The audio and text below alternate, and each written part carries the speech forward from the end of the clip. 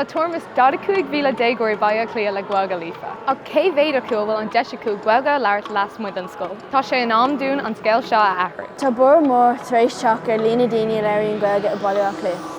Ach, tá sé an-deacair átainna a aimseú cníon leir go nádortha. Bíonn is ionglach, tá an Ghaeilge go hintach. Caiimid stoppa cabh leihí mar ábhar scoile amháin agus caiimid tosaí cabh leihí mar teanga beo. An hÓgras áitiúla mbeadh lia támánta chun an scéil seo a aithriú. Leis an Todhchaí Gheal Ghaelach oibríonn muid le 20 duine óg ó fudfad mbeadh lia atá lán le cumas agus múna muid na scileanna dóibh chun an scéil seo a aithriú.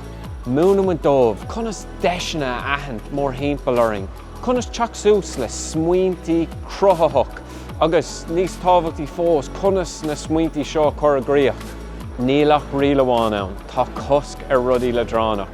Tá stíon níos mú daoine uaing a déanamh rudaí crackháilte trí Ghaeilge. Is mór an cúis bro dún an seo an hÓgras a bheith go ní amháin le Ghaeilge trí sé chuaigh. Ach na ceithre hÚdarás áitiúla i mbeadh lia chun an Todhchaí Gheal Ghaelach a chur ar siúil.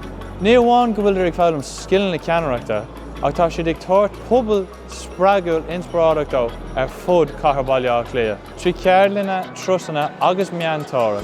Tá mar a ceiriúil siúd an seo ar an gcomhpháirtha a chuid neisling a gur gréibh agus Todhchaí níos geala don Ghaeilge a cruthú. Ní amháin an seo ach ar fud mbeadh lia. Thosaigh mé agus mo cóir scéim de bhanam céim mar céim.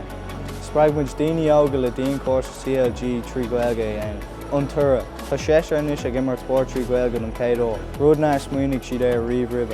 Cruthaigh muid saoirse. Grúpa agrainn ceol chuirme trí Ghaeilge i ggur deagóir agus baníocht. Tá sé iadach eáil na daoine ag nasc an ceol agus an Ghaeilge.